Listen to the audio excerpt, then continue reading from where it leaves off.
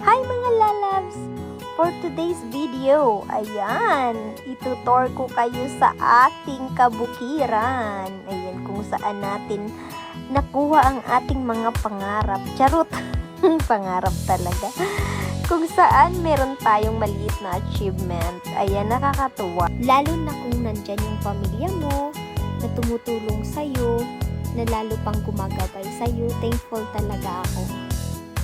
Dito sa pagmayabang mga lalabs, kung hindi encourage ko kayo sa mga nangarap dyan. Ayan, kahit maliit lang, paunti-unti lang, nakakatuwa na meron na tayong maliit na na-achieve sa ating buhay. Ayan, diba? Tapos, kahit ano lang, ako kasi, simple lang akong tao.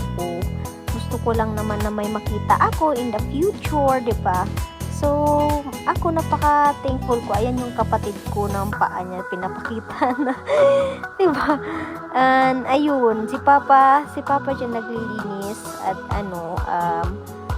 pakyaw ba yun? Pinapakyaw namin yun pagtulong sa kanya, syempre, sa paglilinis dyan. At thankful ako sa kapatid ko tsaka sa papa ko, syempre.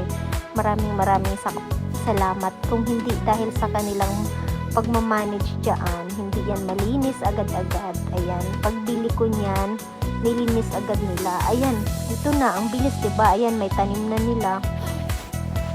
At syempre, nung December ko pala yan nabili na mga lalabs. Tapos, nadagdagan ko siya nung January, nung birthday ko, para, regalo ko nung, parang, ako yung nagregalo sa sarili ko nung Christmas gift ko and birthday gift ko sa sarili ko, diba? O, ayan. So, bukid na bukid man siya mga lalabs, pero, kahit maliit lang siya, memorable talaga siya na makabili kang kahit maliit lang na lote. O, diba? In the future, yung mga anak mo, o, diba?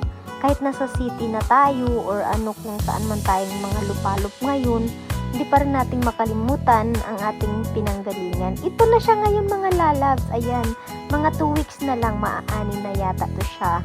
And then, thank you mga lalabs. See you next time. Love you all. Mwah! God bless mga lalabs. Padayon lang.